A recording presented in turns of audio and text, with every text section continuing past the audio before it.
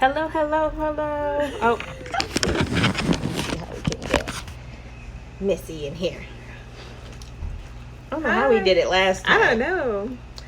All right. Hello. Hi. Happy Hi. Monday. Happy Monday. How is everyone? How is your October? We made it through another month. Mm-hmm. What level in Jumanji are we in now? 10. 10, okay. I don't even know no more. Welcome to level 10 of Jumanji. We're happy to have you. Yeah, we're happy to have you. We are going to make it. Yes. Through 2020. We have no other choice. Hello. Oh, these Instagram names be throwing me off. Hold on. Hello, Gerard. Hello, Miss Myra. Hello. Oh. All right, so we're going to give people just a couple minutes to come on in. I know people getting home from work, have to maybe grab dinner, the kids, what have you.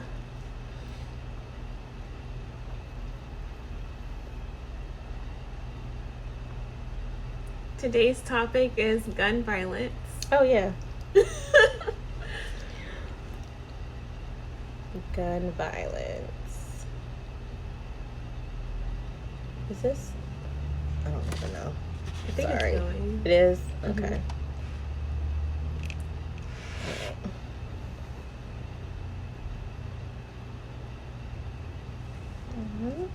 Oh, there it is. Hello, Miss Violet. Hello. Hello.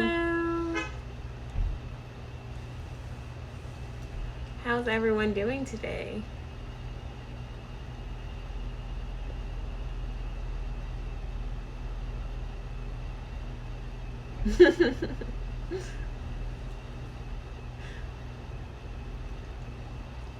All right. You want to maybe just 30 more seconds.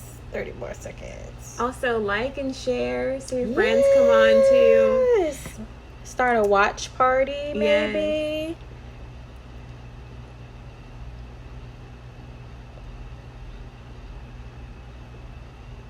We should do like a giveaway for someone who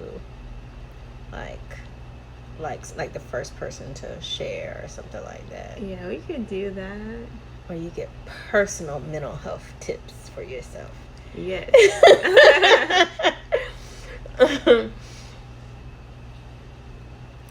All right, so we'll go ahead and get started because we don't want to hold you up too long for the people who actually are good and came on time. I'm sure people will trickle in and out throughout the probably 45 minutes that we're together, but we do want to go ahead and get started. So as Ariel said, we are talking about gun violence today. And so we wanted to bear with us. We do have a lot of information, but I think it's very good information as far as statistics. So bear with us a little bit. As always, you know how we roll. You can jump in and ask us any questions you would like. We'll stop periodically and answer questions. And yeah, let's just go ahead and dive in. Okay. Yeah, so I know we have listeners everywhere. So how we're going to do it is we're going to talk about gun violence on a national level, but then we're also going to talk about it more locally, specifically here in Duval. And so for the people who live in Duval and probably even the surrounding areas, or if you know anything about Florida, Jacksonville, Duval County, has been rated number 1, number 2. We kind of toggle back and forth. And has received the horrible name of the murder capital of Florida. Which, being born and raised in Jacksonville, hurts my little heart. Yeah. Like, can we be known or have a name for something else? As long as I've been around, though, like, I remember it being that, like, growing up, too. Really? I was Yeah. sheltered as a child, so I don't know what was going on when I was younger. But yes, so even we don't obviously have all the statistics in for 2020, but even up into 2019, there was a significant amount of murders, and even other gun-related crimes in just Duval County / Jacksonville alone. So if I say Duval, I mean Jacksonville. If I say Jacksonville, I mean Duval, same place. Just people typically say Duval most of the time versus Jacksonville. So in 2019, there was 131 murders, 584 rapes, 1,331 robberies, 4,041 aggravated assaults. And so if you add all that up together, there was over 6,000 different violent crimes that took place in just 2019 alone. And they do their calculations like based on every 100,000 people. And so in the city or county of Jacksonville in 2019, we had over 900,000 people who lived in this area. So it kind of boils down to the 600 range of violent crimes per 100,000, which is crazy. That's a lot of people. That's a lot Yeah. of murders and violent crimes. Absolutely. And I think the most disheartening part about that statistic is it's actually worse than the year before. So we're not getting any better. And I wish we had more data on 2020 to see how we are kind of going so far. Has the COVID had people like sitting down somewhere? It may have. Yeah, but here's my fear, and this is not statistically based at all. My fear is that it's probably going up because people maybe have lost their jobs and are now needing to just do whatever they feel like for themselves and their families by any means necessary. So I'm hoping that's not really the case, and that people are staying home, socially distancing, taking advantage of the different things that are out there to help us through this time. But, we won't know yet. Right. That's sad. And also, Duval County had a murder rate that was 77% higher than Miami-Dade County, which is in Miami. So Duval has 77% higher murder rate than Miami, Florida, which is shocking to me. I would think that Miami would have a higher murder rate than Jacksonville. And Duval County's murder rate was actually double Orange County, which is Orlando, Broward County, which is South Florida, and Palm Beach, which is also South Florida. And it was triple Hillsborough County. I think that's Tampa. Yep. So, and it was quadruple Pinellas County. I think that's South Florida too. So that's just alarming. And I think we have to just do better as a city. It's just very shocking. Yeah. So yeah, at least since the 1990s, Duval County has been like the murder capital of Florida. And that's just as 2017, like we don't know the rates really like for the past year or so, we don't really know what it is right now, but it's been in that like top 5 at least. So definitely, that's just very, very, very sad. Yeah. And statistically, the only time that we haven't been in the higher number range is in 2016, and in the recent past. And that was only because in Orlando there was the nightclub shooting that we all remember a few years back. And because of that, their numbers were a little bit higher, which dropped us down. But had that one, and you have to think about it, because I was like, oh, okay, that kind of, but then that was one isolated event. Yes. And so it's still, when they factor in like where you're at, it really doesn't count because it was a mass shooting versus just random shooting happening throughout the year. Yeah.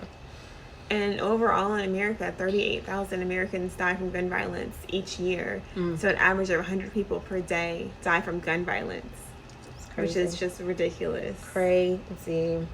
We have the weakest gun laws here and the most guns.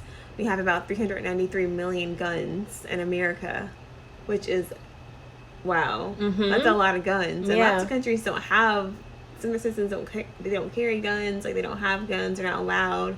And in America, we have so many on the street. Yes. Oh, I wonder if this this total is like registered and unregistered, or is that only like what they can account for being registered? I don't know. If anyone knows the answer, That would be, Let oh us my know. goodness. Because if not, then that means it's probably double that, if not more.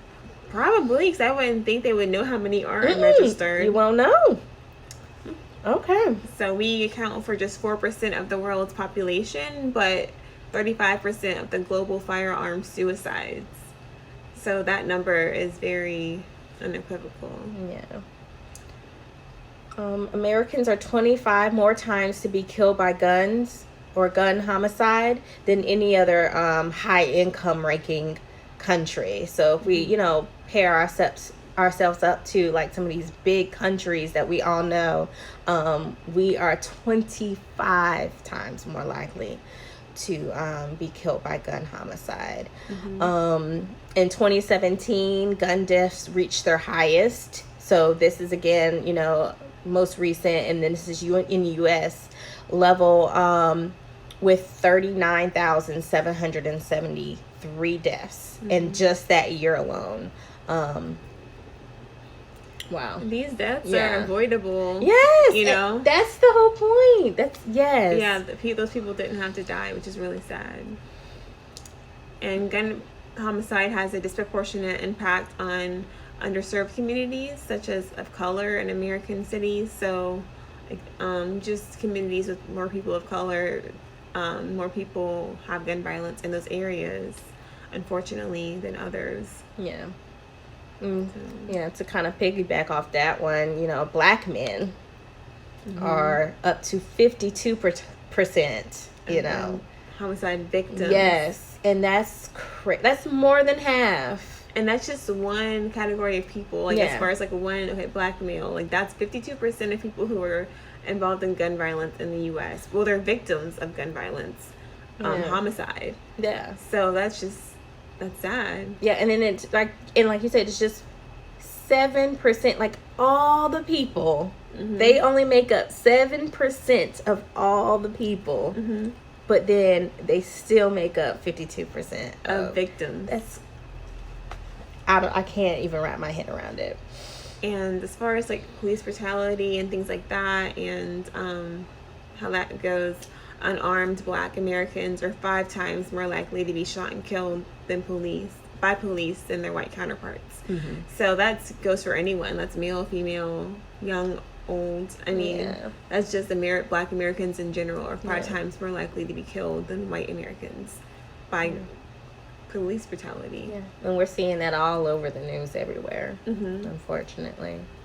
And so here today, we kind of wanted to, of course, give these statistics, answer any questions anyone might have, but also kind of to dispel some myths, because a lot of times, and I know we are both counselors, therapists, everyone always wants to kind of explain or kind of justify why things are happening, and it's very quick, especially for these mass shootings, for people to say, oh, this person was bipolar or they were schizophrenic and they were hearing things.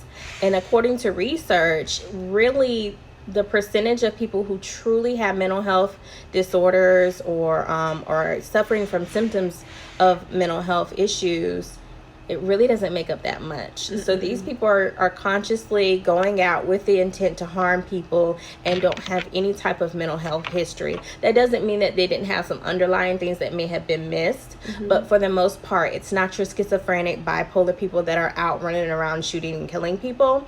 And in actuality, those people are more likely to be shot and killed themselves versus going out and killing someone else. I think Elijah McClain, that's the name of the boy that was killed in Colorado. He had autism, I believe, which is not schizophrenia or anything like that, but he had mental health issues, and I guess the police weren't trained to, per se, react to how he was reacting. I'm not sure exactly what was happening, but he wasn't trying to harm anyone. He was just an innocent victim, and they didn't recognize that mental health problem and how to treat it. Yeah. Perfect example. And so when you're thinking about gun violence. It's not only outwardly violence, it's also inwardly. So a big portion of it is actually suicides. And so I know we've talked about that in previous slides, but I did want to make sure that it's clear that gun violence does encompass suicides as well.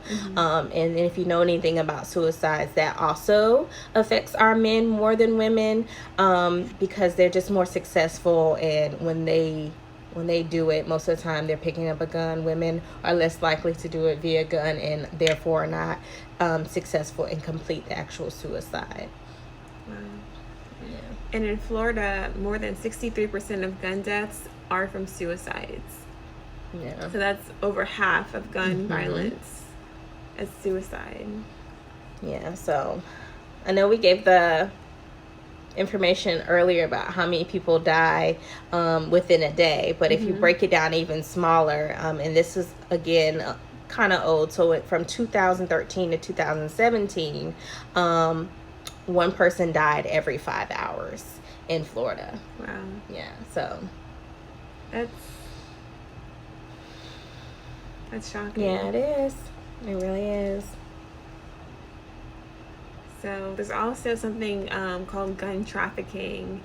So there's like weak gun laws here in Florida. So guns are purchased here in Florida and trafficked to other states that have stronger gun laws. So that's also a huge problem.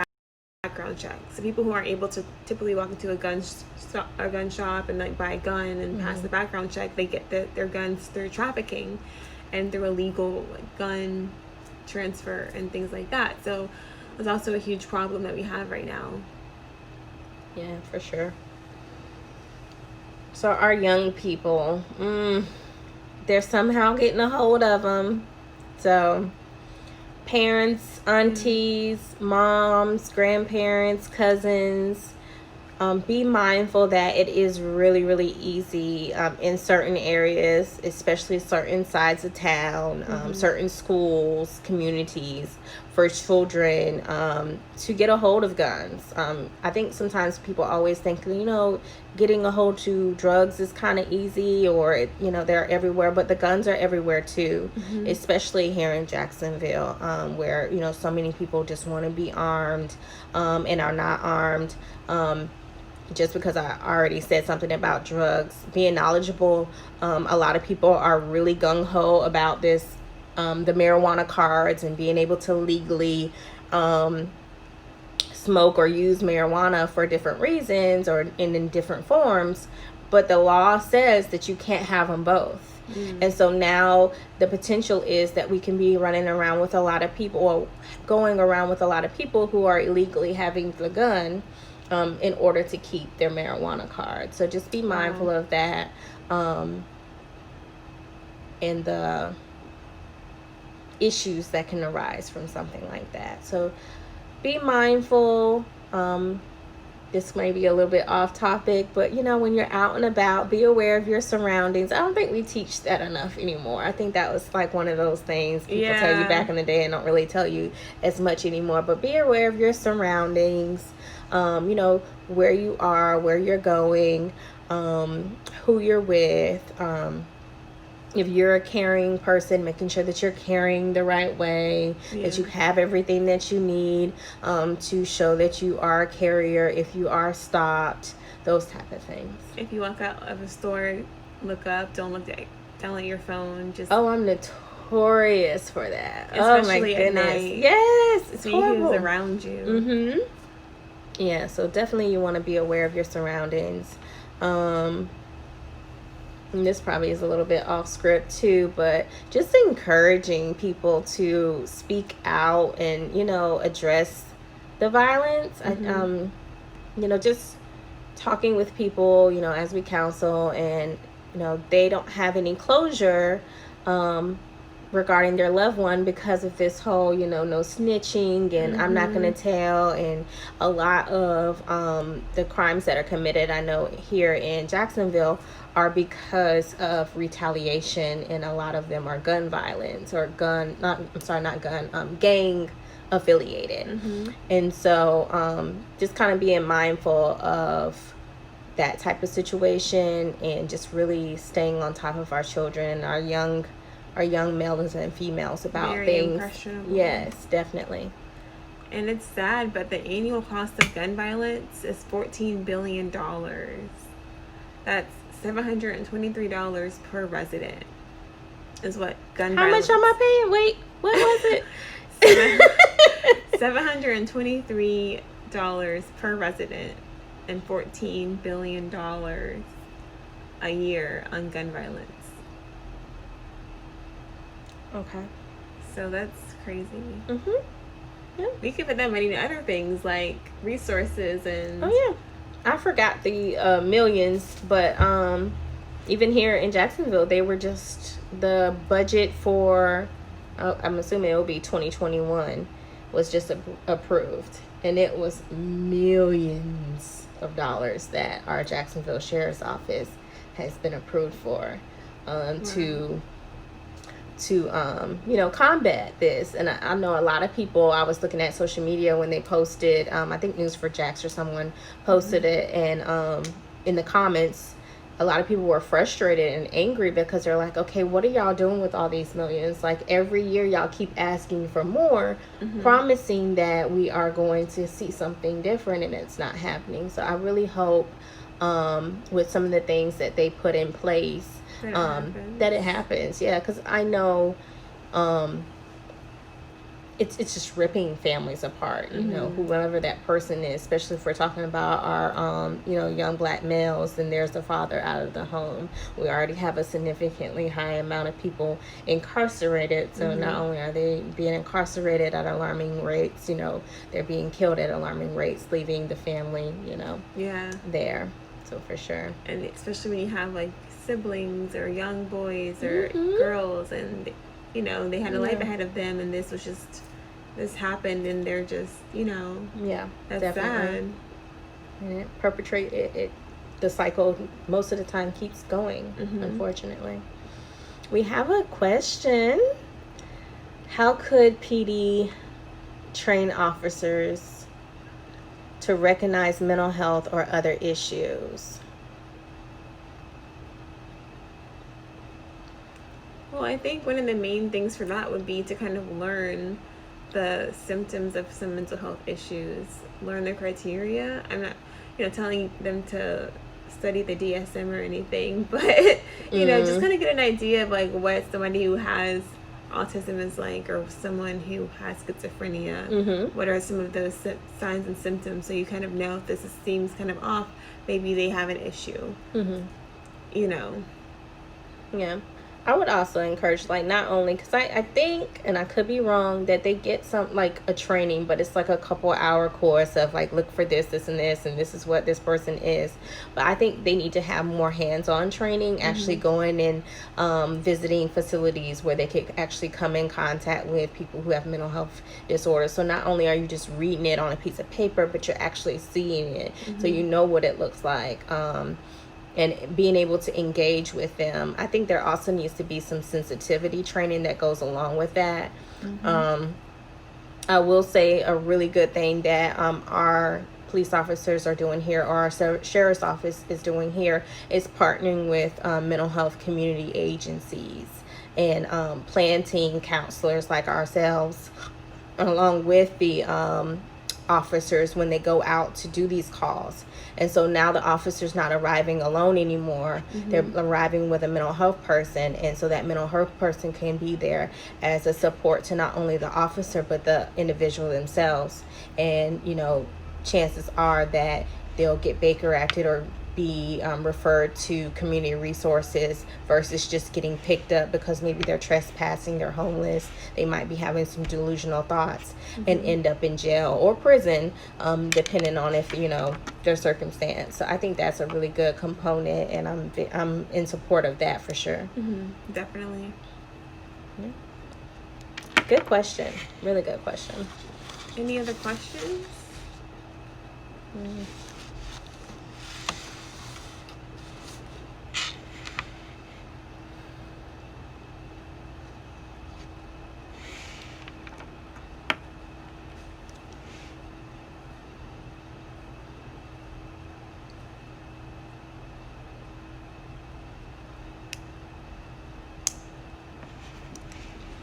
And the only evidence-based predictor of future violence is previous violence. So we can't really say, like, this is going to happen. Like, we can't really predict gun violence in a sense because we said it was mental health related. Mm-hmm. So people are just going to argue what's going on at that time in their life. So Mm-hmm. we can't really predict that happening, but the only evidence-based predictor of future violence is someone that's already committed violence before. Mm-hmm. So if they're already a violent person, Yeah, that's one way to kind of tell.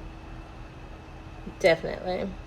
Which can be hard because if you don't know, if someone's out doing something you don't know, then if people are not coming forward and saying anything, then that person can kind of go under the radar for a while. Yeah, if you don't know someone's past. Mm-hmm.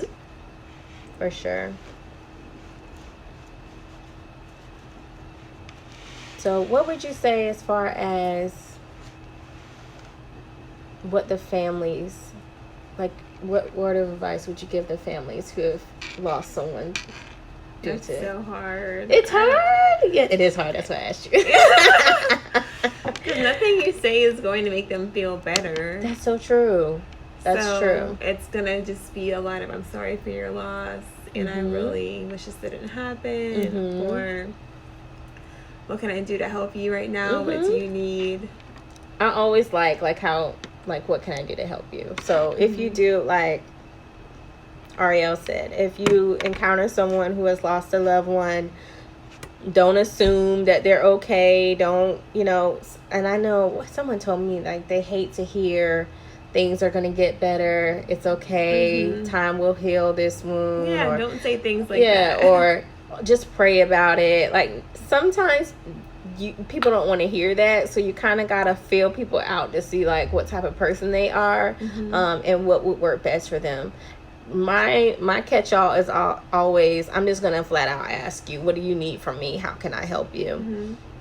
If you tell me nothing, I'm gonna leave you alone, but I'm gonna circle back at some point and I'm gonna ask you again. Or if I know you well enough and I know you like this, or these are the things that could comfort you possibly, then I might go and initiate some of those things. But I'm definitely going to try not to just default to assuming that you just need, whatever it is that people like to just throw at folks whenever they lose a loved one. Yeah. And if you say you're going to help them and be there for them, actually do that. So when they do need your help, like, don't just say, oh, you really need my help? Yes. I was just saying that, Yes. Actually, like, go through with it if someone's That's telling like, you. when people are like, how are you doing? Like, do you really want to know how the person's doing, or are you just doing it as a formality? So don't, don't fall into that trap of just, saying you're going to be there for someone and not really there. Right. That's really good. People notice who their real friends and family are when something, like, terrible happens. Yes. Tragedy who's will there. do that to you for sure. For sure. All right, we're going to leave it open for maybe another couple minutes. We wanted to just really give some statistics, kind of get your mind thinking about this as a topic, and hopefully we have motivated you to kind of go out and do your own research. If you're not here in Jacksonville, then I would really encourage you to do research on your county, your city, and if you have young ones, kind of talk to them about, guns if they are around them, making sure that, they are safe, and then also with family and friends, of course. You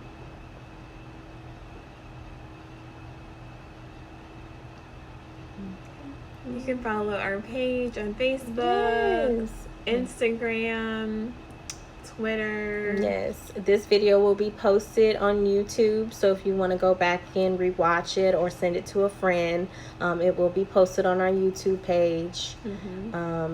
We have, as a foundation, a couple of events coming up soon. So we have our big, huge November Party with a Purpose event that is still happening this year. We're just having to move it to Zoom. So that is occurring on November 7th at 7 o'clock. You can buy your tickets on Eventbrite for $10. So only $10. You get to come and party with us. We are a blast. That sounds fun. Not to be conceited. We are blessed. We are going to have spoken word. We're having a jazz singer. Ooh. DJ. We'll be having a silent auction. That's awesome. Giving all kinds of like prize and goodies away. So if you want something to do, come party with us. Again, it's going to be Saturday at 7, November 7th. So 7/7. At 7. At 7. Oh, wait. No, it's 11/7. 11/7 at 7. Yes. Oh, a question. How can families cope when their kids bring a gun to school? How can families cope when their kids bring? So I'm assuming you're saying like if you had a child and your child brought a gun to school.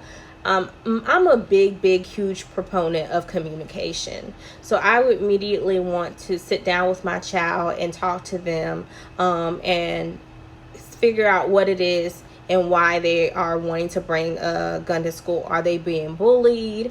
Is it for protection? Mm-hmm. Has something happened? Are they, and it's not always something like that. It could be flip side. Okay, I want to impress people. I want to just show it off. Mm-hmm. I want to fit in with a certain crowd. So I would immediately want to sit down with my child and communicate with them. I would probably immediately try to start getting my child in some type of service, whether it be actual full-on counseling, whether it be some type of big brother, big sister, having a mentor. Because if they don't feel comfortable talking to me about whatever it was that led them to take the gun out of my home in the first place, then maybe I need to go to an outside source to have them have open dialogue and communication with someone else if they didn't feel comfortable coming to me. But then also, more importantly, my first thought when I read the question was, how did they have access to the gun to take to school in the first place? Mm-hmm. So we want to make sure that we are extremely mindful for us parents who have children in the home, that we are keeping it locked away. It's under lock and key or a code. It's somewhere. It's just not being left laid around. If you are a hider and hide it in certain places that the child doesn't know where it is. I know some parents, depending on the age of the child, have started to teach the child how to handle guns. I know there's some families that they go hunting. Mm-hmm. It's a whole family thing. They've taught the children, like, if someone intrudes into the home, this is how you can go get it or whatever. Mm-hmm. And I think that's more of a case-by-case basis, definitely depending on the child's age, maturity. And maturity. There you go, that part. But overall, for the most part, I don't think the children should have access to the guns. They shouldn't even know where the guns are being held. Held. And so that would be my first thing. Mm-hmm. How do you even get to the gun? And then secondly, why are you wanting the gun? Yes. And the gun should always be locked away. Yes. And unloaded, right? Is that... Yes, I believe the proper way is to have it unloaded, clip out, you store it away separately. Mm-hmm. But again, I know I've walked in some people's houses and I just seen it laid out, and I'm like, okay, can you put that up? Because I don't feel comfortable with your gun, Yeah. But yeah. How can we comfort kids when a family member gets killed? Resources are limited with this COVID. You're right. Resources are limited. There are some good trauma therapists out that are still conducting counseling right now. So telehealth is good. Mm-hmm. I actually came, depending on the child, Sesame Street has been on it. Really? I don't know if it's just this year, but I'm just being exposed to them this year. But they have a ton of YouTube videos that explain a lot of life issues, trauma, loss. It's amazing. So like I said, depending on the age of the child, for a teenager who's very mature, it might not be appropriate, but definitely for the itty bitties, Sesame Street is where it's at, and their cool. YouTube videos. They have resources. They have activities. It's great. For the older ones, I would suggest getting them a counselor. You can go to one of the nonprofit organizations in your community, what city, depending on what city you're in. If you don't feel comfortable because your little itty bitty maybe has asthma or just exposing them to people, you can do online services. So there's even some, like we always talk about, BetterHelp and some of the other places, and they actually have versions for children as well.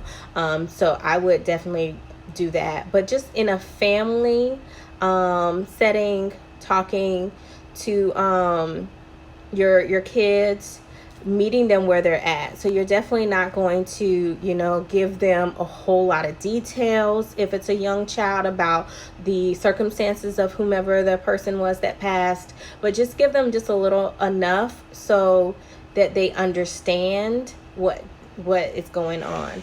With kids, you have to be careful because a lot of people want to shield them and don't want to give them any information. But actually, when you do that, that leads the child to form their own opinion about what's going on. And most of the time, children default to placing the blame of stuff happening on them. And so we want to make sure that they know that this is something that they did not cause. They didn't have control over it. Unfortunately, this is a part of life, and we, depending on your beliefs, your family, how you choose to kind of mourn and think about your loved one, that's kind of where you would focus on for the child. Definitely. Yeah. That was a good question. Yeah. Very good question. Any other questions? Nope.